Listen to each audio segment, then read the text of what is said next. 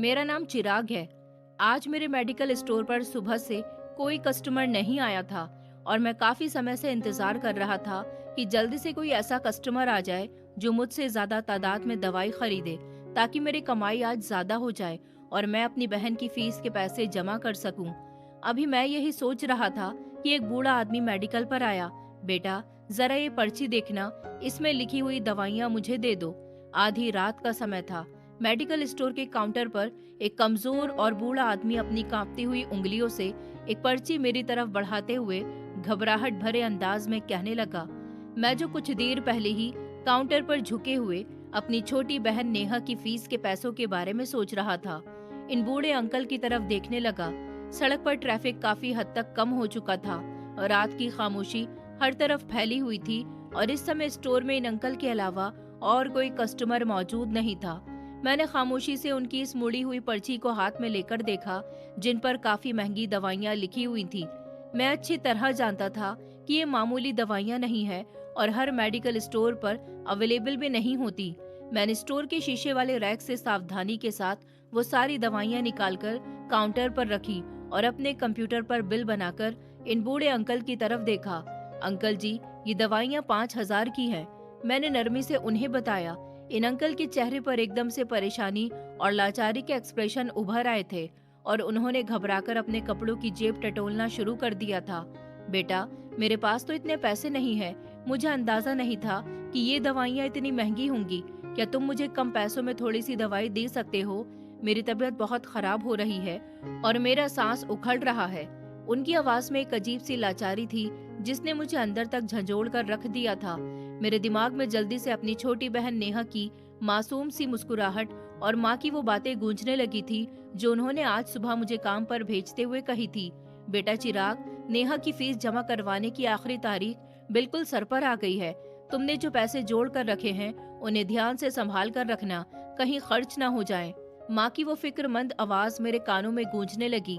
मैं जानता था कि ये पैसे मैंने कितनी रातों की नींद कुर्बान करके इकट्ठे किए थे, लेकिन इन बूढ़े अंकल की लाचारी और मौत का डर देखकर मुझसे रहा नहीं गया। मैंने सोचा कि फीस का बंदोबस्त मैं सुबह राकेश अंकल से थोड़ी सी एडवांस सैलरी मांगकर कर लूंगा। वो मुझे कभी मना नहीं करेंगे, लेकिन इस समय इस बूढ़े इंसान की जान बचाना सबसे ज्यादा जरूरी है। मैंने कहा, कोई बात नहीं अंकल जी, आप ये सारी दवाइयाँ ले जाइए। जितने पैसे कम हैं वो मैं अपनी तरफ से डाल देता हूँ। आप बस परेशान न हो और अपना ख्याल रखिए। मैंने अपनी बहन की फीस के लिए रखे हुए पैसों में से कुछ रकम निकालकर पूरा कर दिया था और दवाइयाँ उनके हवाले कर दी थी। वो इंसान मुझे हैरानी से देखने लगा और फिर ढेर सारा आशीर्वाद देता हुआ धीरे धीरे कदमों के साथ स्टोर के शीशे वाले दरवाजे से बाहर निकल गया। मैंने सुकून का एक गहरा सांस लिया, लेकिन जब मुड़कर मैं काउंटर साफ करने लगा तो मेरी नजर काउंटर के बिल्कुल कोने पर पड़ी। वो बूढ़ा जल्दबाजी में अपना पुराना सा चश्मा वहीं भूल गया था। मैंने जल्दी से चश्मा उठाया और उसके पीछे बाहर की तरफ भागा ताकि वो अंधेपन में सड़क पर कहीं गिर न जाए। स्टोर से बाहर निकलते ही मेरे कदम अचानक अपनी जगह पर जम गए थे और मेरे हाथ से चश्मा गिरते गिरते बचा था। सड़क पर रोशनी भले ही कम थी, लेकिन जो होश उड़ा देने वाला नजारा मेरे सामने था उसने मुझे हैरानी के गहरे समंदर में धकेल दिया था। वो कमजोर और गरीब सा नजर आने वाला बूढ़ा आदमी कुछ कदम आगे जाकर एक चमकदार और करोड़ों की काले रंग की लैंड क्रूजर की पीछे वाली सीट का दरवाजा खोलकर बड़े इतराते हुए और सुकून भरे अंदाज में अंदर बैठ रहा था। गाड़ी का इंजन एक भारी और तेज आवाज के साथ स्टार्ट हुआ और वो खामोशी से सड़क पर आगे बढ़ने लगी। मेरी नजर अचानक उस गाड़ी की पिछली नंबर प्लेट पर पड़ी और मेरी सांसें जैसे गले में ही अटक कर रह गई हों। उस पर साफ और बड़े बड़े शब्दों में UP16 AB और कुछ नंबर लिखा हुआ था। मेरे दिमाग में एक अजीब सी सनसनाहट होने लगी और मेरा पूरा वजूद एक सूखे हुए पत्ते की तरह कांपने लगा। मैंने अभी उस इंसान को जिंदगी की दवाई दी है जिसने मेरी बड़ी बहन आभा दीदी की जान ली थी। ये सवाल मेरे दिमाग में किसी खतरनाक तूफान की तरह उठा था और मुझे अंदर तक हिलाकर रह गया था। ये तो वही गाड़ी और वही नंबर प्लेट थी जिसकी तलाश पुलिस को पिछले 4 सालों से थी और जिसने मेरे खुशहाल परिवार को पूरी तरह से अंधेरे में डाल दिया था। मुझे वो रात याद आई जब दीदी फोन पर बात करते हुए घर से बाहर निकल रही थी और मैं बालकनी से उन्हें जाते हुए देख रहा था। वो इसी काले रंग की लैंड क्रूजर कार में बैठकर सही सलामत घर से निकली थी, लेकिन उसके बाद उनकी लाश घर आई थी। मैंने जब इस कार को घर से निकलते हुए देखा था तो उसकी नंबर प्लेट पर जो नंबर छपा हुआ था वो मुझे अच्छी तरह से याद हो गया था। मैंने जब पुलिस को इस काले रंग की गाड़ी के बारे में बताया और इसका नंबर भी बताया कि दीदी मरने से पहले इस कार में बैठकर गई थी और फिर उनके जाने के 2 घंटे बाद हमें उनकी मौत की खबर मिल गई। जरूर उनका कातिल उस कार में ही बैठा होगा। ये नंबर मैं कभी नहीं भूल सकता था। अभी मैं वहीं सड़क के किनारे खड़ा हुआ था और मेरा दिमाग इस कड़वी हकीकत को एक्सेप्ट करने के लिए विश्वास नहीं कर पा रहा था कि कातिल इतने सालों बाद इस तरह अचानक मेरे सामने आ जाएगा, और वो भी इस अजीब व गरीब हुलिये में। मैं बहुत ही धीमे, बोझल और कांपते हुए कदमों के साथ वापस स्टोर के अंदर आ गया था और दीवार का सहारा लेकर जमीन पर बैठ गया। वो पुराना चश्मा मेरी मुट्ठी में मजबूती से कैद था और मेरा दिमाग लगातार पुराने समय की उन गहरी तकलीफों को और बंद यादों में खो गया था, जिनको मैंने बड़ी मुश्किल से अपने अंदर दफन किया था और जिनका जख्म आज भी पहले दिन की तरह हरा था।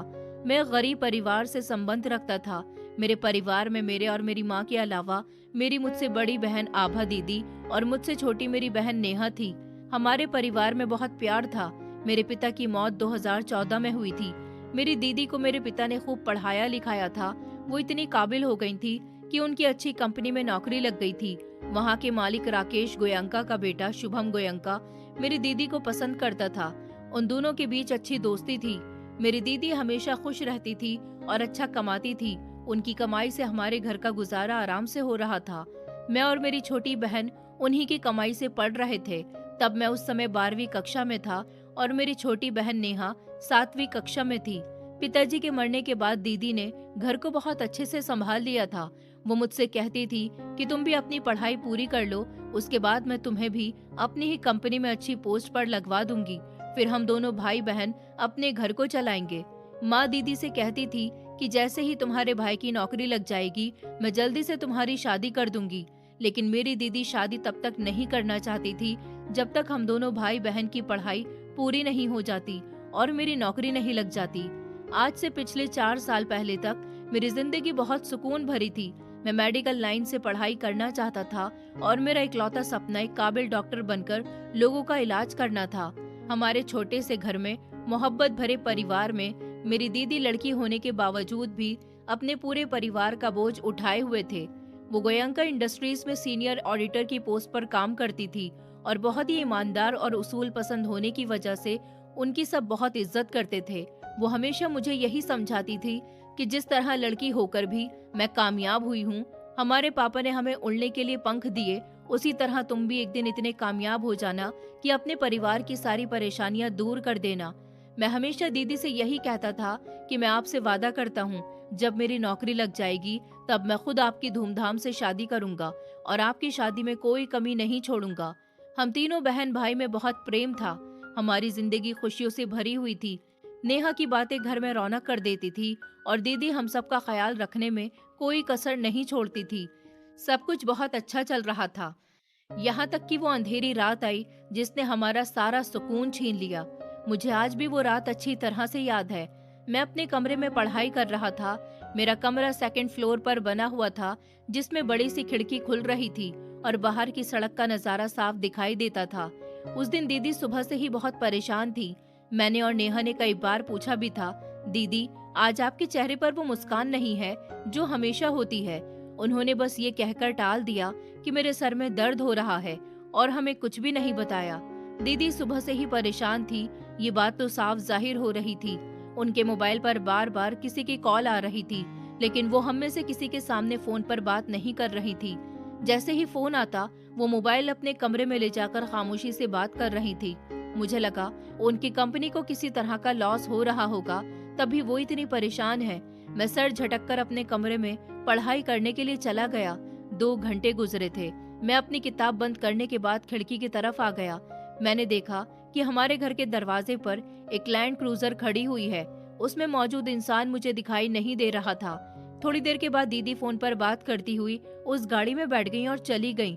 ऐसा कभी नहीं हुआ था कि कभी दीदी को कोई घर से लेने आया हो या घर गाड़ी से छोड़ने आया हो। दीदी हमेशा खुद ही अपनी स्कूटी से ऑफिस जाती थी और अपने ऑफिस से घर वापस आती थी। मुझे लगा उनको कोई जरूरी काम आ गया होगा। आखिरकार वो इतनी बड़ी कंपनी में जो काम करती हैं। फिर बस कुछ समय गुजरा था और दीदी का फोन आया। मैंने मुस्कुराते हुए फोन उठा लिया, लेकिन उनकी आवाज में एक अजीब सी घबराहट और तेजी थी जो मैंने पहले कभी महसूस नहीं की थी। उन्होंने कहा, चिराग, मेरी बात ध्यान से सुनो। मैंने आज कंपनी के रिकॉर्ड में होने वाले करोड़ों रुपए के फ्रॉड की कुछ इंपॉर्टेंट फाइल्स पकड़ी हैं और मैं ये सारे सबूत लेकर सीधा पुलिस स्टेशन जा रही हूँ। तुम बस माँ और नेहा का ख्याल रखना। मैंने परेशान होकर दीदी को रोकना चाहा कि आप ऐसा मत कीजिए, फाइल छोड़कर घर आ जाइए, लेकिन वो अपने फर्ज की बहुत पक्की थी और उन्होंने मेरी बात सुने बिना फोन बंद कर दिया। मैं सारी रात बेचैनी और अनजाने डर की कंडीशन में उनका इंतजार करता रहा। मेरी परेशानी देखकर माँ भी जाग गई थी और हम बार बार उनका नंबर डायल करते रहे, लेकिन फोन लगातार बंद जा रहा था। अगली सुबह हमारे दरवाजे पर पुलिस आई और उन्होंने हमें वो खबर दी जिसने हमारे पैरों तले से जमीन खींच ली थी। पुलिस ने बताया कि देर रात एक रिजॉर्ट में आपकी बहन की लाश मिली है। सुना है कि वहाँ कोई पार्टी चल रही थी। आपकी बहन ने बहुत ज्यादा नशा कर लिया था और नशे की हालत में वो रिजॉर्ट की सीढ़ियों से गिरी तो तभी उनकी मौत हो गई। ये सुनकर तो मेरे पैरों तले से जमीन निकल गई। ऐसा नहीं हो सकता था। मेरी दीदी तो यहाँ से सही सलामत गई थी और वो कभी पार्टी वगैरह ज्वाइन करती ही नहीं थी। वो तो कभी नशा भी नहीं करती थी। ये क्या कह रहे हैं? पुलिस इंस्पेक्टर ने मेरी कोई बात नहीं सुनी। मैं, माँ और मेरी बहन, हम तीनों बुरी तरह से रो रहे थे। हमें दीदी का शव दे दिया गया। दीदी हमें हमेशा के लिए छोड़कर चली गई थी। मेरी दीदी पर झूठे आरोप लगाए गए थे। मुझे पूरा विश्वास था कि उन्हें किसी केस में फंसाया गया है। नशा करना तो दूर की बात, वो ऐसे गलत लोगों के पास बैठती तक नहीं थी। हमारे कहने पर पुलिस ने थोड़ी बहुत इन्वेस्टिगेशन तो जरूर की थी, लेकिन उसके बाद पुलिस भी जैसे इस केस को अपने हाथ में नहीं ले रही थी। मैं जानता था, दीदी ने मुझे फोन पर बताया था कि वो पुलिस स्टेशन जा रही हैं, लेकिन पुलिस स्टेशन के बजाय वो रिजॉर्ट तक कैसे पहुंची, ये मेरी समझ नहीं आ रहा था। पुलिस मेरी किसी बात पर विश्वास करने के लिए तैयार नहीं थी और कहा जा रहा था कि नशे की हालत में सीढ़ियों से गिरने पर उनकी मौत हुई है, जबकि मुझे इस बात पर बिल्कुल भी यकीन नहीं आ रहा था, क्योंकि दीदी का शव हमने देखा था तो उनकी बॉडी पूरी तरह से नीली पड़ चुकी थी। मैं पुलिस को उस गाड़ी के बारे में बताना चाहता था जो हमारे घर आई थी, क्योंकि मुझे ये हादसा नहीं मर्डर लग रहा था। पुलिस ने मेरी इस बात पर भी यकीन नहीं किया और गाड़ी का पता भी नहीं लगाया। कुछ दिनों तक तो पुलिस वाले कहते रहे कि हमारी इन्वेस्टिगेशन जारी है, लेकिन फिर जाने क्या हुआ, किसका दबाव आया और कौन सी ताकत इस केस से जुड़ गई कि पुलिस ने अचानक इसे हादसे का रूप देकर हमेशा हमेशा के लिए बंद कर दिया। हमारे घर के हालात दिन ब दिन खराब होने लगे थे। दीदी के जाने के बाद घर खर्च पर भी काफी असर पड़ा था। कुछ महीने तो जैसे तैसे गुजारा हो गया था, लेकिन अब गुजारा करना बहुत मुश्किल हो रहा था। हालात ने मुझे इस कदर मजबूर कर दिया था कि मुझे अपनी मेडिकल की पढ़ाई बीच में अधूरी छोड़नी पड़ गई थी, क्योंकि अब मुझे अपने बीमार माँ और छोटी बहन की जिम्मेदारी उठानी थी। मैं नौकरी की तलाश में कई महीनों तक ठोकरें खाता रहा, लेकिन कहीं उम्मीद की कोई किरण नजर नहीं आ रही थी। घर में भूखा रहने की नौबत आ गई थी और मुझे समझ ही नहीं आ रहा था कि मैं अपनी फैमिली को इस मुश्किल से कैसे निकालूं। फिर हमारी इस कठिन जिंदगी में एक ऐसा मसीहा आया जिसने हमारी मदद की। वो थे राकेश गोयंका जी, मेरी दीदी के बॉस, जो एक बहुत ही अच्छे इंसान थे। दीदी की ईमानदारी की हमेशा तारीफ करते थे। दीदी के मरने पर भी वो हमारा दुख हल्का करने के लिए हमसे मिलने आए थे और उन्हें दीदी की मौत पर बेहद अफसोस था। उनका बेटा शुभम गोयंका मेरी दीदी से मोहब्बत करता था। वो भी हमारे दुख में हर तरह से शामिल हुआ था, लेकिन अब जब उनको हमारे घर की फाइनेंशियल कंडीशंस के बारे में पता चला तो राकेश जी ने मुझसे कहा कि बेटा, मुझे तुम्हारी परेशानी के बारे में पता चला है। तुम्हारी दीदी ने हमेशा हमारी कंपनी को कामयाबी की ऊंचाइयों तक पहुंचाया है। वो एक बहुत अच्छी और ईमानदार इंसान थी। मैं उसको अपने बेटे की तरह मानता था। तुम तो जानते हो कि मैं भले ही कितना ही अमीर इंसान हूँ, लेकिन लोगों की बहुत मदद करता हूँ। फिर तुम भी मेरे बेटे जैसे हो, तुम्हारी मदद क्यों ना करूँ। तुम्हें परेशान होने की कोई जरूरत नहीं है। बताओ तुम कौन सा काम करना चाहते हो। जो काम तुम्हें आता होगा मैं उसी काम की नौकरी पर तुम्हें लगवा दूंगा। अगर तुम अपनी दीदी की तरह ज्यादा पढ़े लिखे होते तो मैं तुम्हें अपनी कंपनी में ही रख लेता। मैंने कहा, मैं मेडिकल लाइन से पढ़ाई करना चाहता था, डॉक्टर बनना चाहता था। उन्होंने कहा, बेटा तुम अपनी पढ़ाई अपनी कमाई से जारी रख सकते हो, लेकिन उससे पहले उन्होंने मुझे अपने बड़े स्टोर पर एक अच्छी सैलरी वाली नौकरी दिलवा दी थी, जिससे घर का खर्च और मेरी बहन का खर्च भी पूरा हो रहा था। मैं सोच रहा था, आज अगर मेरी दीदी जिंदा होती और उनकी शादी राकेश जी के बेटे शुभम के साथ हो जाती तो उन्हें कभी किसी तरह की कोई तकलीफ नहीं होती। मेरी दीदी कितनी भाग्यशाली थी कि इतने अच्छे इंसान उनके ससुर बनते। शुभम जी से भी मेरी कभी कभी मुलाकात होती रहती थी। शुभम जी मेरी दीदी को बहुत याद करते थे और याद करते करते उनकी आंखों से आंसू निकल आते थे। हम सब लोग उन दोनों बाप बेटे को अपना मसीहा मानते थे, क्योंकि बुरे वक्त में ऊपर वाले ने उन्हें हमारे पास भेजकर हमारी जिंदगी बचा ली थी। मैं दिन रात पूरी ईमानदारी और लगन से स्टोर पर काम करता था, ताकि राकेश जी का सर बुलंद कर सकूं और उनके भरोसे पर पूरा उतर सकूं। स्टोर के ठंडे फर्श पर बैठे बैठे मैं अपनी सोच की गहराइयों से अचानक बाहर आया था। मेरे हाथ में मौजूद वो चश्मा मुझे हकीकत की दुनिया में वापस ले आया था। मेरे सीने में गुस्से, लाचारी और बदले की आग ऐसे जलने लगी थी जिसे काबू करना मेरे लिए नामुमकिन हो रहा था। वो बूढ़ा इंसान कोई मामूली गरीब इंसान नहीं हो सकता था जो इतनी महंगी गाड़ी में बैठा था, और वो जानबूझकर मुझसे झूठ बोल कर गया था। मैंने खड़े होकर उस चश्मे को स्टोर की तेज रोशनी में बहुत ध्यान से देखना शुरू कर दिया था। ये एक बेस्ट क्वालिटी का चश्मा था और इसका फ्रेम महंगा लग रहा था। मैंने इसे हर तरफ से उलट पलट कर देखा तो मेरी नजर उसकी डंडी के अंदरूनी हिस्से पर पड़ी। वहाँ शहर के एक बहुत ही वीआईपी और अमीर इलाके की एक बड़ी ऑप्टिकल सेंटर का लेजर मार्क लगा हुआ था। उसके बिल्कुल साथ में एक छोटा सा सीरियल नंबर भी बारीक शब्दों में दर्ज किया गया था। ये देखते ही मेरे दिल में एक जबरदस्त उम्मीद जाग उठी थी। ये सीरियल नंबर उनकी दुकान की रिकॉर्डिंग में जरूर मौजूद होगा, और यही वो इकलौता सुराग था जो मुझे इस बूढ़े और कातिल की गाड़ी तक पहुंचा सकता था। मेरे दिमाग में जल्दी से दीदी के बॉस का ख्याल आया कि मैं भी उन्हें फोन करके इस सारे मामले के बारे में बताऊं। वो जरूर मेरी पूरी मदद करेंगे, क्योंकि वो बहुत ताकतवर और शरीफ इंसान है। लेकिन फिर मैं अचानक से रुक गया। चिराग, अभी किसी को कुछ नहीं बताना चाहिए, वो बॉस ही क्यों ना हो। अगर कातिल को थोड़ी भी भनक पड़ गई कि तुम उसकी खोज में हो, तो वो हमेशा के लिए गायब हो जाएगा और तुम वो आखिरी मौका भी गवा दोगे। मैंने खुद से फैसला किया, और वैसे भी मैं राकेश जी जैसे शरीफ इंसान को अपने पर्सनल बदले के चक्कर में उलझाकर किसी खतरे में नहीं डालना चाहता था। मैंने वो चश्मा बड़ी सावधानी के साथ अपनी जेब में रखा और पक्का इरादा कर लिया कि कल सुबह ड्यूटी पर बाद में आऊंगा, पहले इस ऑप्टिकल सेंटर जाऊंगा और इसके सीरियल नंबर के जरिए इस बूढ़े का सारा कच्चा चिट्ठा निकालूंगा, चाहे मुझे उसके लिए कोई भी कदम उठाना पड़े।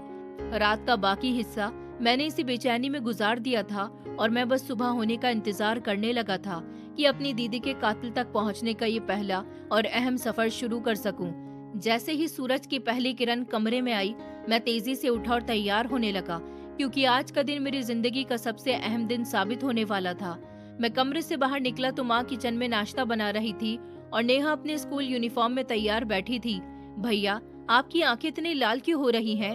क्या आप सारी रात सोए नहीं हैं? नेहा ने मेरी तरफ देखते हुए मासूमियत से पूछा। मैंने कहा, कुछ नहीं, बस रात को स्टोर पर काम ज्यादा था, इसलिए थकावट हो गई है।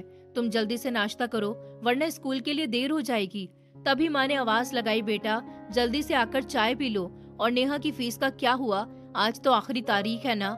मैंने कहा, माँ आप बिल्कुल परेशान ना हो, मैंने रात को ही पैसों का हिसाब कर लिया था और आज मैं राकेश जी से थोड़ी एडवांस सैलरी भी ले लूंगा। वो मुझे कभी मना नहीं करेंगे। आप बस मेरी और नेहा की कामयाबी के लिए प्रार्थना कीजिए। मैंने माँ को तसल्ली दी और जल्दी से चाय का कप खत्म करके घर से बाहर निकल आया था। मुझे जल्दी से उस ऑप्टिकल सेंटर पहुंचना था जहां का नाम और लेजर मार्क उस चश्मे पर दर्ज था। मैंने ऑटो किया और शहर के महंगे इलाके की तरफ निकल पड़ा, जहां बड़े बड़े ब्रांड और शानदार दुकान मौजूद थी। कुछ देर के बाद मैं इस शानदार ऑप्टिकल सेंटर के सामने खड़ा हुआ था, जिसका शीशे का दरवाजा बहुत चमकदार था। अंदर का माहौल किसी 5 स्टार होटल से कम नहीं लग रहा था। मैंने एक लंबा सांस लिया और दरवाजा धकेलकर अंदर दाखिल हो गया। सामने काउंटर पर एक सेल्समैन खड़ा हुआ था, जो मुझे मामूली कपड़ों में देखकर थोड़ा हैरान हुआ था। जी sir, may I help you? उसने धीमी मुस्कुराहट के साथ पूछा। मैंने कहा, सर मुझे आपसे एक बहुत जरूरी काम है। दरअसल ये चश्मा कल रात को ही हमारे मेडिकल स्टोर पर भूल गया है।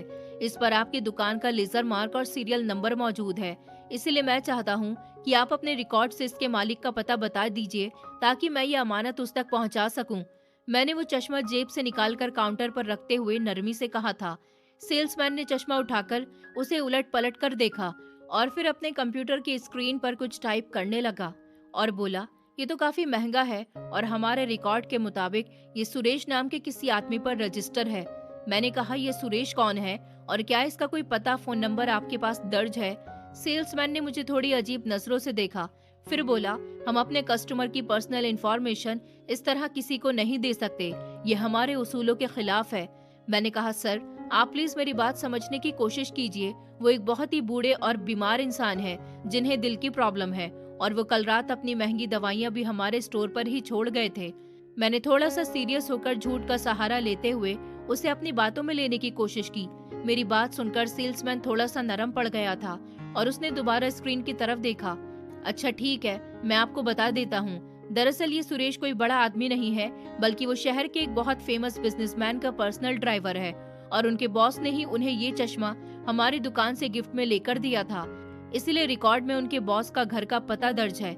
सेल्समैन ने मुझे बताते हुए एक कागज पर एड्रेस लिखकर मेरी तरफ बढ़ा दिया था। ड्राइवर, ये सुनते ही मेरा दिमाग बुरी तरह से उलझ गया था। अगर वो खराब हालत वाला भिखारी बूढ़ा एक ड्राइवर है, तो फिर उस लैंड क्रूजर का असली मालिक कौन है जो कल रात उस ड्राइवर को इस गाड़ी में बिठाकर ले गया था? और एक ड्राइवर इतनी महंगी गाड़ी की पीछे वाली सीट पर क्यों बैठा था? मेरे दिमाग में सवालों का एक तूफान मच गया था, लेकिन मैंने वो कागज सेल्समैन से लिया और उसको थैंक यू कहकर दुकान से बाहर निकल गया। इस कागज पर जो एड्रेस मौजूद था, ये भी शहर के बड़े और डिफेंस वाले इलाके का था। मैंने बिना टाइम बर्बाद किए एक और ऑटो लिया और इस एड्रेस पर रवाना हो गया। रास्ते भर मेरा दिल जोर जोर से धड़क रहा था। मेरे दिमाग में दीदी की मुस्कुराती हुई तस्वीर घूम रही थी, जिसे याद करके मुझे हमेशा हिम्मत मिलती थी। कुछ देर के बाद ऑटो खामोश सड़क पर आकर रुक गया। मैं ऑटो वाले को पैसे देकर पैदल ही उस पते को ढूंढने लगा। कुछ कदम चलने के बाद सामने एक बड़ा बंगला मौजूद था। मैंने इधर उधर देखा। गली में पूरी तरह से सन्नाटा था और कोई भी आता जाता दिखाई नहीं दे रहा था। मैं दबे कदमों से चलता हुआ उस बंगले की ऊंची दीवार के बिल्कुल साथ मौजूद एक बड़े से पेड़ के तने के पीछे छुपकर खड़ा हो गया और अंदर का नजारा देखने की कोशिश करने लगा। थोड़ा सा गेट खुला हुआ था और अंदर से बड़ा पोर्च साफ नजर आ रहा था। मेरी नजरें पोर्च में खड़ी उस काली गाड़ी पर पड़ी और मेरा सांस एक बार फिर से रुक गया।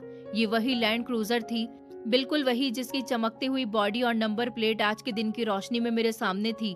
लेकिन मेरी हैरानी की हद उस समय न रही जब मैंने देखा कि वही सुरेश जो कल रात बीमार और गरीब इंसान के रूप में मेरे स्टोर पर आया था, इस समय साफ सुथरे ड्राइवर की यूनिफॉर्म पहने उस काली लैंड क्रूजर को मेहनत और लगन से धो रहा था। वो बीमार या लाचार नहीं लग रहा था जैसे उसने कल रात मेरे सामने नाटक किया था। उसने मेरी हमदर्दी का इस तरह से फायदा उठाया था, लेकिन मैं खामोशी से सब कुछ खड़ा देखता रहा। थोड़ी देर बाद दरवाजा खुला और एक महंगा सूट पहने, आंखों पर काला चश्मा, हाथों में ब्रीफकेस पकड़े, अपने एटीट्यूड के साथ चलता हुआ बाहर आया। मैंने उस इंसान का चेहरा देखने के लिए अपनी गर्दन थोड़ी आगे की, लेकिन जैसे ही मेरी नजर उस इंसान के चेहरे पर पड़ी, मेरे पैरों तले से जमीन निकल गई। मैं वहीं पेड़ के साथ टेक लगाकर बैठने लगा। मेरा पूरा शरीर कांप रहा था। हाँ, मुझे लग रहा था कि जैसे किसी ने मेरे दिमाग पर कोई बहुत भारी हथौड़ा मार दिया हो। वो कोई आम इंसान नहीं जिसे मैं देवता मानता था, वो राकेश जी थे, जिसने हमारे बुरे समय में हमारी मदद की थी। वही इस बंगले और काली लैंड क्रूजर का असली मालिक था। उसने तेज और कड़कती हुई आवाज में कहा, जल्दी करो, मुझे देर हो रही है। तुम्हें पता है ना कि आज मेरी मीटिंग है और तुम गाड़ी साफ करने में इतनी देर क्यों लगा देते हो? ये वही आवाज थी जिसे मैं जानता था। उसके अंदाज में नरमी और हमदर्दी गायब थी जो मेरे सामने दिखाता था। जी सर, बस 2 मिनट, सुरेश ने डरे हुए अंदाज में जवाब दिया और जल्दी जल्दी गाड़ी को कपड़ा मारने लगा। उसने बड़ी सावधानी के साथ ब्रीफकेस गाड़ी में रखा और खुद पीछे वाली सीट पर बैठ गया। सुरेश ड्राइविंग सीट पर बैठा और गाड़ी बंगले से बाहर निकल गई। मैं वहीं दीवार के साथ जमीन पर बैठा रहा। मुझे महसूस हो रहा था कि जैसे मेरे आसपास की दुनिया तेजी से घूम रही है और मुझे सांस लेने में दुश्वारी हो रही है। मेरे दिमाग में तेजी से पिछली सारी कड़ियां और बिखरे हुए टुकड़े जुड़ने लगे और एक ऐसा भयानक सच सामने आया जिसने मेरी आत्मा को छलनी कर दिया था। कहीं इनका बेटा शुभम तो उनके साथ नहीं मिला हुआ था। ये सोच मेरे दिमाग में आते ही मैंने खुद से कहा, नहीं नहीं, वो तो दीदी से बहुत प्यार करता था।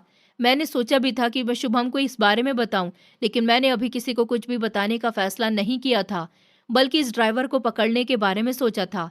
दीदी ने मुझे फोन करके कहा था कि वो सबूत लेकर पुलिस के पास जा रही थी और फिर उसके बाद उनकी मौत की खबर आ गई। न जाने सच्चाई क्या थी, मैं सब सच जानना चाहता था।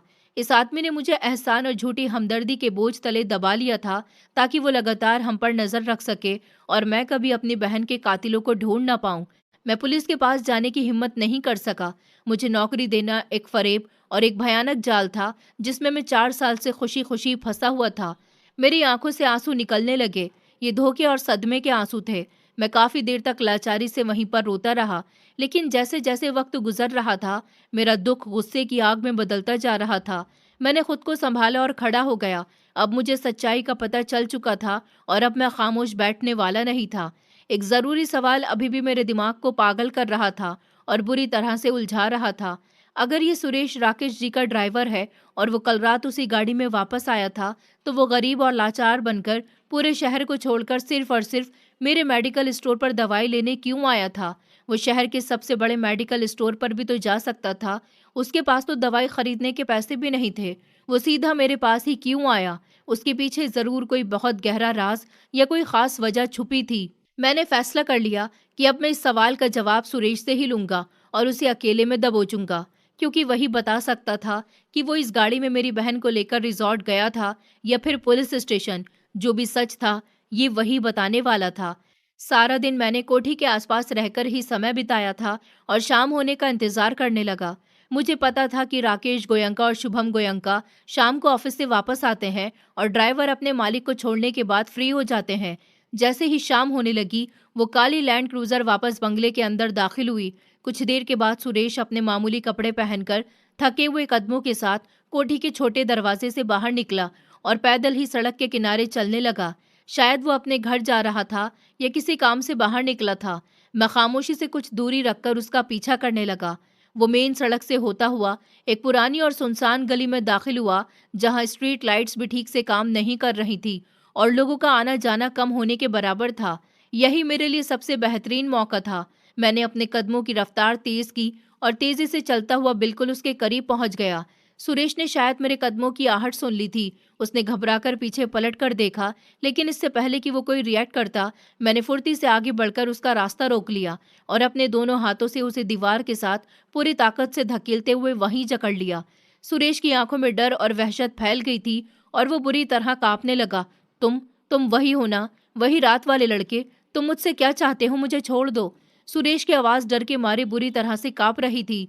मैंने उसकी आंखों में आंखें डाली। मेरी आंखों में उस समय 4 साल का गुस्सा, नफरत और बदले की आग भड़क रही थी।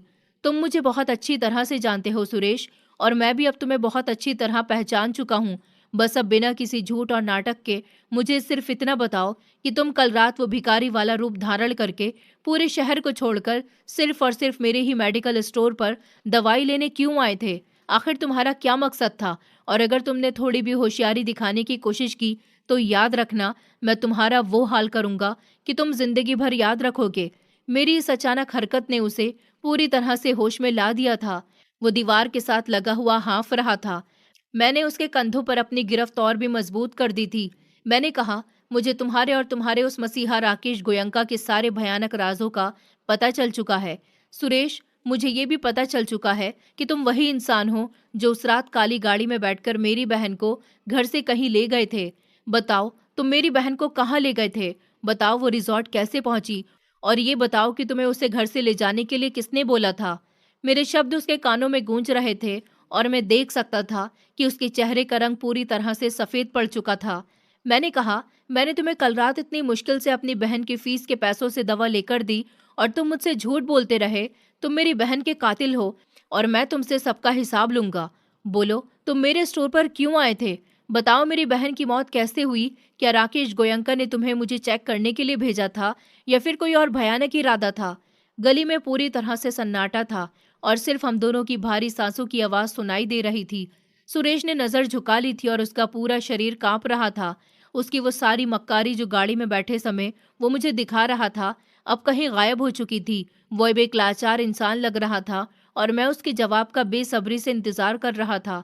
और मेरी गिरफ्त उसके कंधों पर इतनी मजबूत थी कि वो किसी भी हाल में वहां से भाग नहीं सकता था। मेरी आंखों से लगातार आंसू बह रहे थे, लेकिन ये आंसू मेरी कमजोरी के नहीं बल्कि मेरी ताकत के थे, जो मुझे अपनी बहन को इंसाफ दिलाने के लिए बहे जा रहे थे। बताओ सुरेश, खामोश क्यों हो गए? सच बोलो, वरना मैं अभी इसी समय तुम्हें पुलिस के हवाले कर दूंगा। तुम सारी जिंदगी जेल की काल कोठरी में सड़ते रहोगे। मैंने आखिरी वार किया। वो इंसान जो अभी तक खुद को मजबूत दिखाने की कोशिश कर रहा था, अचानक फूट कर रोने लगा और कहने लगा, बेटा, मैं तुम्हारे आगे हाथ जोड़ता हूँ, मुझे पुलिस के हवाले मत करना। मैं तुम्हें सब कुछ सच सच बताता हूँ। मैं तुम्हारी बहन का कातिल नहीं हूँ, बल्कि मैं तो उसे अपनी बेटी समान समझता था। मैं राकेश गोयंका का सबसे पुराना ड्राइवर हूँ। वो 27 जून की रात जब मैं अपने सारे काम से निपटकर अपने घर जा रहा था, तो छोटे मालिक ने मुझे फ़ोन किया और कहा कि आभा को जाकर उसके घर से ले आओ। मैंने शुभम साहब से कहा कि जी छोटे मालिक, मैं तो अपने घर के आधे रास्ते तक पहुंच गया हूं और मैंने गाड़ी भी पोर्च में लगा दी है। उन्होंने गुस्से भरी आवाज में तेज शब्दों के साथ कहा कि तुमसे जितना कहा जा रहा है उतना करो। तुम्हें पैसे सुबह से शाम तक के नहीं दिए जाते। जाओ और जाकर आभा को लेकर सिविल एरिया वाले रिजॉर्ट में लेकर आ जाओ। वो तुमसे पुलिस स्टेशन को कहेगी तो कह देना पुलिस स्टेशन ही जा रहे हैं, और अगर रास्ते में कोई नाटक करे तो उसकी कोई बात मत सुनना। बस गाड़ी तेज रफ्तार से चलाकर उसे रिजॉर्ट तक लेकर पहुंचो। छोटे मालिक की बात सुनकर मैं घबरा गया था। मुझे दाल में कुछ काला सा लग रहा था। मैं छोटे मालिक के कहने पर तुम्हारे घर से आकर आभा मैडम को वहां से ले गया था और मैंने उन्हें छोटे मालिक के रिजॉर्ट तक पहुंचा दिया। उन्होंने वहां पहुंचने के बाद मुझसे कहा कि मुझे यहाँ क्यों ले आए हो। मैंने तो कहा था कि हम पुलिस स्टेशन जा रहे हैं। उन्होंने रास्ते से ही तुम्हें फोन करके बताया था कि वो पुलिस स्टेशन जा रही हैं। तब वो मेरी गाड़ी में ही बैठी थी। वहां गाड़ी की आवाज सुनते ही छोटे मालिक और बड़े मालिक दोनों वहां आ गए और उन दोनों ने आभा मैडम से मुलाकात करने के बाद मुझे हाथ के इशारे से वहां से भेज दिया।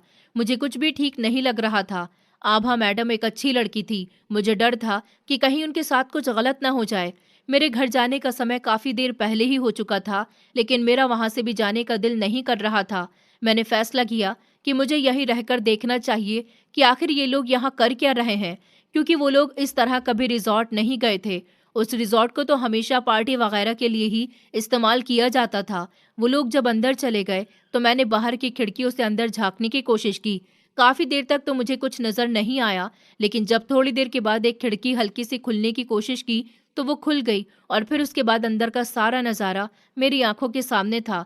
छोटे साहब आभा मैडम के साथ कुछ जरूरी फाइल्स को लेकर बातें कर रहे थे और उनसे कह रहे थे कि तुम्हें इस तरह पुलिस स्टेशन की बात नहीं करनी चाहिए थी।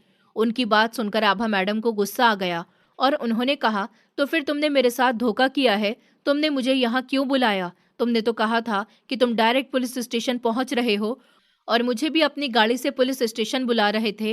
वो डरावनी हंसी हंसने लगे और फिर अपने चेहरे पर नरमी सजाकर बोले, अच्छा तुम क्यों इतनी हाइपर हो रही हो? मुझे अपने पिता की हकीकत पता चल गई है कि वो इस बिजनेस को गलत तरीके से चला रहे हैं। मैं जानता हूँ कि वो गरीबों के साथ बेईमानी कर रहे हैं, उनका हक मार रहे हैं, लेकिन तुमने मुझे ये सच्चाई बताकर बहुत अच्छा काम किया। मैं उनकी सच्चाई इतनी जल्दी दुनिया के सामने नहीं ला सकता। तुम परेशान मत हो। तुम एक काम करो, तुम रिलैक्स हो जाओ। हम अभी नहीं, हम कल सुबह आराम से पुलिस स्टेशन चलेंगे और जल्द ही मेरे डैड सलाखों के पीछे होंगे। हमारी कंपनी ईमानदारी से चलेगी और गरीबों का हक नहीं मारा जाएगा। आभा मैडम उनके ये शब्द सुनकर थोड़ी रिलैक्स हो गई थी। फिर उन्होंने नौकर को इशारा दिया और वो नौकर एक जूस का ग्लास लेकर वहां आया। शुभम साहब ने कहा कि ये जूस पियो और तसल्ली रखो। आभा मैडम उनकी बातों में आ गई और उन्होंने वो जूस पी लिया। मुझे अभी भी समझ नहीं आ रहा था कि आखिर माजरा क्या है, क्योंकि मैं पूरी बात को नहीं जानता था और सिर्फ दूर से खड़ा ये सब कुछ देख रहा था। लेकिन जब उस जूस को पीने के बाद आभा मैडम की हालत बिगड़ी तो उनको घबराहट होने लगी और उनको अचानक उल्टी हुई तो उन्होंने हाथ पैर मारने शुरू कर दिए। मैं उनको बचाना चाहता था, लेकिन तभी शुभम साहब का असली रूप मेरी आंखों के सामने आ गया। उन्होंने आभा मैडम को बचाने के बजाय उनका गला अपने हाथों से मजबूती से पकड़ लिया और कहने लगा, बड़ी आई थी मेरे बाप को जेल भिजवाने वाली, अब तू तो गई। मैं तुझसे मोहब्बत करता था, लेकिन अब तुझसे नफरत करता हूँ। मैं और मेरे डैड ने इतनी इज्जत शोहरत ऐसे ही हासिल नहीं की है। बहुत से लोगों का घर उजाड़ा है, बहुत से लोगों का हक मारा है। कोई भी इंसान इतनी आसानी से इतना अमीर नहीं हो जाता। उसे कोई ना कोई गलत काम करना पड़ता है, तभी वो कामयाबी तक पहुंचता है। तुझे क्या लगता था कि हमारी कंपनी की हकीकत दुनिया के सामने तू लेकर आएगी और हम कुछ नहीं करेंगे? ऐसी मोहब्बत भाड़ में गई जो हमारा नाम खराब करे। अब तू ऊपर जा और वहां जाकर गरीबों का हक अदा कर। पता है तेरा ऐसा करने पर फैक्ट्री के सारे वर्कर्स आंदोलन पर उतर आते और फिर हमारी कितनी बदनामी होती। सिर्फ तुझ एक लड़की की वजह से हम कोई भी लापरवाही मोल नहीं ले सकते थे। ये सुनकर आभा मैडम की हालत और भी ज्यादा बिगड़ने लगी। वो चिल्लाने की कोशिश करने लगी, लेकिन उनके गले से आवाज नहीं निकल रही थी। वो हाथ जोड़कर शुभम साहब से कह रही थी कि मुझे छोड़ दो, मुझे बचा लो, मगर वो बेरहम इंसान उनको मरता हुआ छोड़कर वहां से फरार हो गया। मैं सब कुछ देखता रहा और कुछ नहीं कर सका। इस सब में मेरा भी बराबर से दोष है, क्योंकि मुझे उन लोगों की बातों पर विश्वास नहीं करना चाहिए था। मैं खुद ही आभा मैडम को वहां तक लेकर पहुंचा था। मुझे नहीं पता था कि ये लोग उनके साथ ऐसा करेंगे। उस जूस में उन्हें जहर मिलाकर दिया गया था और जिसको पीने से उनके शरीर में जहर फैल गया और सिर्फ आधे घंटे में उनकी मौत हो गई। मैं कुछ नहीं कर सका।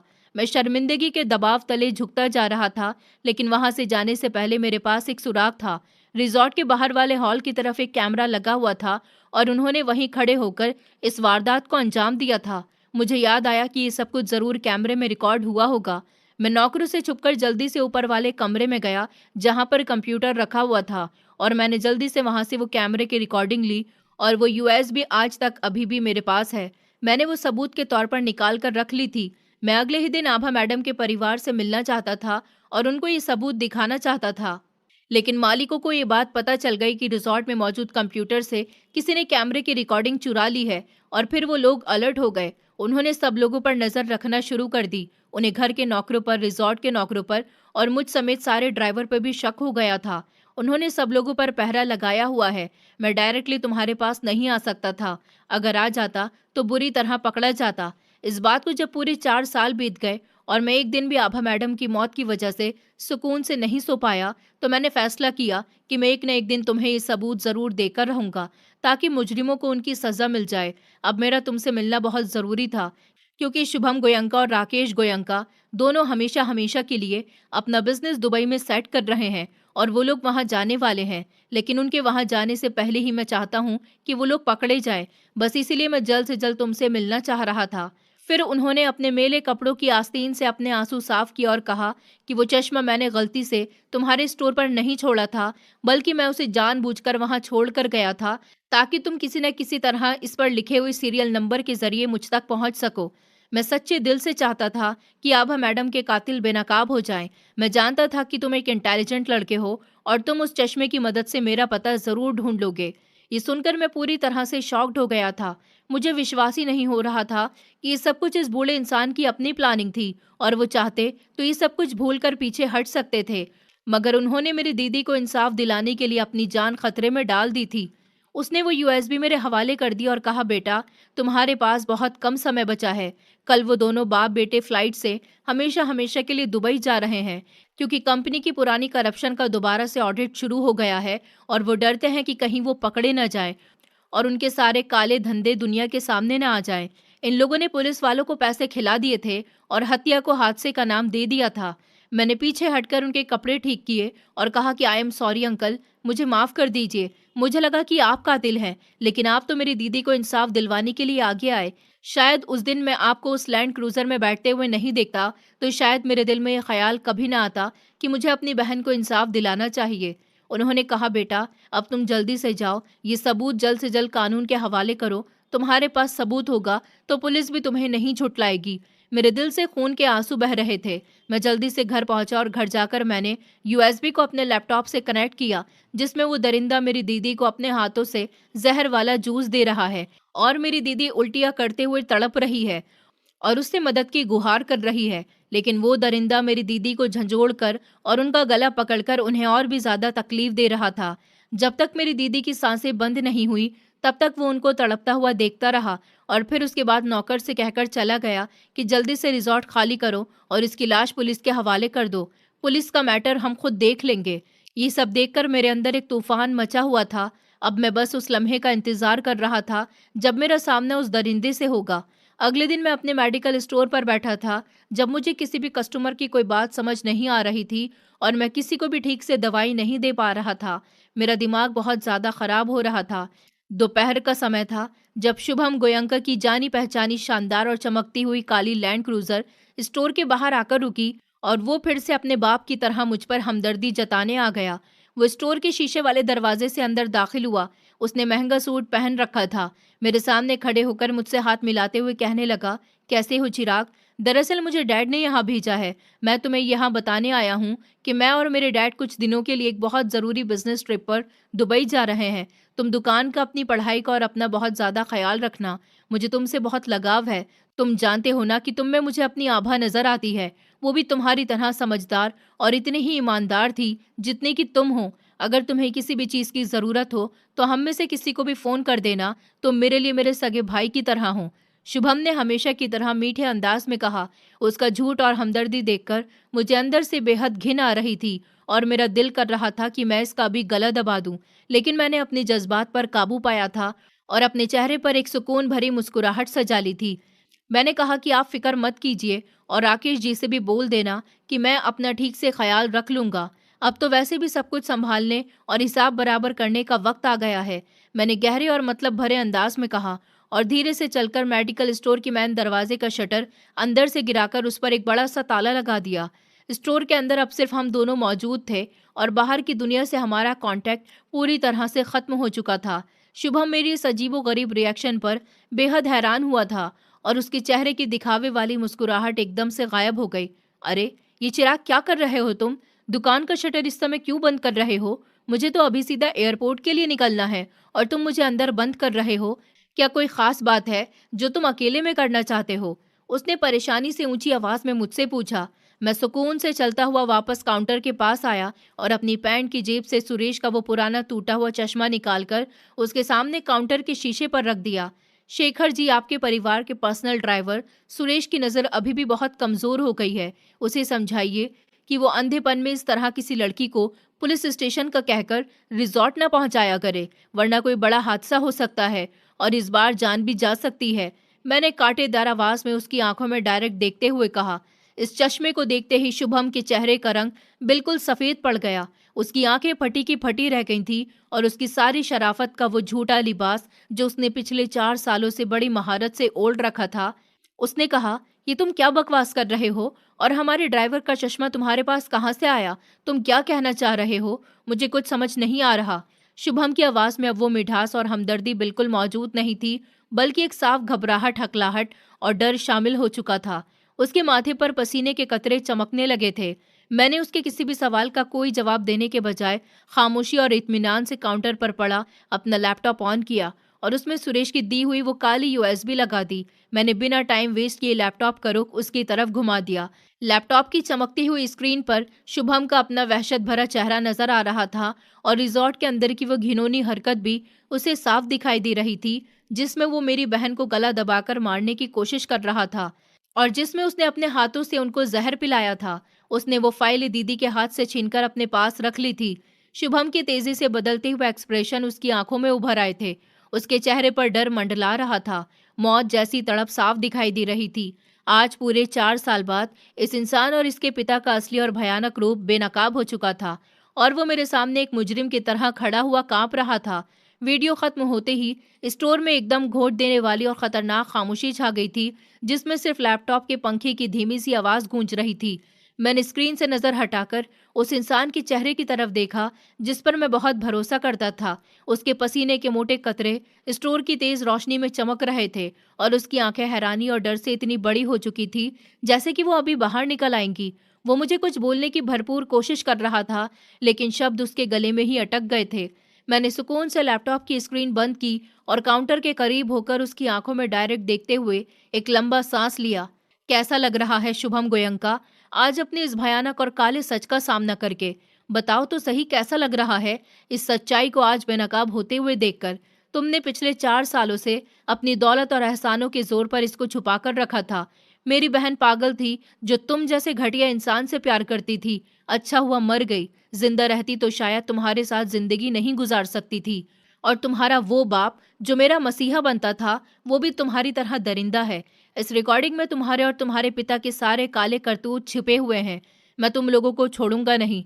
शुभम, जो अभी तक पूरी तरह से शॉक खड़ा हुआ था, अचानक उसके चेहरे के एक्सप्रेशन तेजी से बदलने लगे। उसकी वो घबराहट अब एक अजीब सी शैतानी हंसी में बदल गई। उसने अपना सर पीछे किया और एक जोरदार हंसी हंसने लगा जिसने मुझे चौकन्ना कर दिया था। हाँ, मेरे पिता ने तुम्हारी बहन को मारने की प्लानिंग की और मैंने उस प्लानिंग को अंजाम दिया। ये सब हम दोनों ने ही किया था। हम तुम्हारी बहन को हमेशा के लिए रास्ते से हटाना चाहते थे। ऐसा नहीं था कि मैं उससे मोहब्बत नहीं करता था। मुझे उससे मोहब्बत थी। मैं उसे अपनी जिंदगी में शामिल करने के लिए भी तैयार था। लेकिन वो 2 कौड़ी की लड़की, उसकी हैसियत क्या थी? वो हमारी कंपनी को बदनाम करना चाहती थी। वो हमारी कंपनी को बंद करना चाहती थी। उसे लगता था कि मैं अपने पिता के खिलाफ जाकर उनको जेल पहुंचाऊंगा, उनकी कंपनी बंद करवाऊंगा। लेकिन वो ये नहीं जानती थी कि वो मेरे लिए एक मामूली सी लड़की थी। मैं अपने पिता की दौलत को ठोकर मारकर कैसे उसका साथ दे सकता था। मेरी दौलत, मेरी कामयाबी, सब कुछ दीवार बनकर खड़ी हो गई थी। इसलिए तुम्हारी बहन को मार दिया, क्योंकि मुझे दूसरों के कारोबार में रुकावट पैदा करने वाले लोग बिल्कुल भी पसंद नहीं है। शुभम की आवाज में अब वो मिठास बिल्कुल भी नहीं थी, बल्कि एक घमंड झलक रहा था। उसने कहा, तुम्हारी बहन एक बेवकूफ लड़की थी। वो चाहती तो सब कुछ खामोशी से बर्दाश्त करती और खुशी खुशी मेरी जिंदगी में शामिल हो जाती। मैं उसे सोने में तोल देता, मगर उसे शरीफ और ईमानदार बनने का बहुत शौक था। मेरे पिता ने उसे धमकी भी दी थी कि वो हमारी कंपनी की ऑडिट की फाइलों को दबा दे, मगर वो नहीं मानी। उसे करोड़ का लालच भी दिया गया, लेकिन फिर भी वो बाज नहीं आई। मेरे पिता ने मुझे समझाया और कहा, इस लड़की को अपने काबू में करो, वरना अच्छा नहीं होगा। तभी मैंने तुम्हारी बहन का भरोसा जीत लिया और उसे अपनी बातों में ले लिया। हमारी कंपनी का नाम बचाने के लिए उसे रास्ते से हटना ही पड़ा। और फिर तुम और तुम्हारी मासूम सी फैमिली मेरे डैड पर बड़ा भरोसा करती थी, इसलिए उन्होंने झूठे एहसान के बोझ तले तुम्हें दबा दिया, ताकि तुम लोग कभी भी अपनी बहन के गुनहगार को ढूंढने की हिम्मत न कर सको और हमेशा हमसे दबकर रहो। हमने तुम्हें अपने पैसों का मोहताज बना दिया, ताकि तुम सारी जिंदगी हमारी जूतियां सीधी करते रहो। तुम आज भी हमारे गुलाम हो चिराग, और तुम हमारा कुछ नहीं बिगाड़ सकते। उसने बड़े घमंड के साथ ये बात कही थी। उसकी बात सुनकर मेरा गुस्सा और भी बढ़ गया था, लेकिन मैंने अपने जज्बात पर काबू पा लिया था। मैंने कहा, क्या तुम्हें सच में लगता है कि तुमने हमें खरीदा हुआ है? तुमने हमारी मजबूरी का घटिया फायदा उठाया और मेरी बहन का सौदा मुझसे कर लिया। मेरी आंखों में इस समय कोई डर नहीं था। अचानक शुभम ने अपने कोट के अंदर वाली जेब में तेजी से हाथ डाला और एक काले रंग की भारी पिस्तौल निकालकर सीधा मेरी तरफ तान दी। स्टोर के अंदर का माहौल एकदम से सीरियस हो गया था।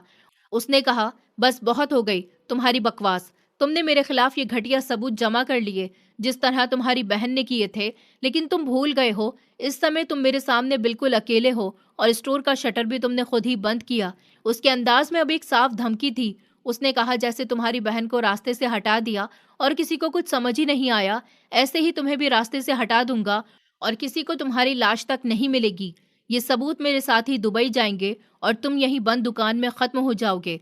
कोई तुम्हें बचाने नहीं आएगा। मैं उसका ये अंदाज देखकर बिल्कुल भी नहीं घबराया था, बल्कि उसके हाथ में वो हथियार देखकर मेरे चेहरे पर एक सुकून भरी मुस्कुराहट फैल गई थी। मैंने खड़े खड़े जोर जोर से एक हंसी हंसनी शुरू कर दी थी। मैंने शुभम को उलझन में डाल दिया था। उसने कहा, मौत को सामने देखकर तुम मुझ पर हंस रहे हो। मैंने कहा, डर तो उस इंसान का होता है जिसके पास खोने के लिए कुछ बाकी हो। तुम्हें क्या लगता है कि जिस भाई ने पूरे 4 साल अपनी बहन के जाने का बोझ उठाया हो, वो आज इतने ताकतवर इंसान के सामने बिल्कुल अकेला आकर खड़ा हो जाएगा? दरअसल अपनी दौलत के नशे में तुम इतने ज्यादा अंधे हो गए हो कि तुम्हें अपने आसपास फैलाया हुआ जाल ही नजर नहीं आ रहा। आज तुम्हारा ये घमंड भी टूटेगा और तुम्हारा और तुम्हारे पिता का ये मसीहा बनने का रूप भी बेनकाब हो जाएगा। मैंने अपनी आवाज को बुलंद किया और मेडिकल स्टोर के पीछे वाले हिस्से में मौजूद अंधेरे वाले गोदाम के बंद दरवाजे की तरफ इशारा किया।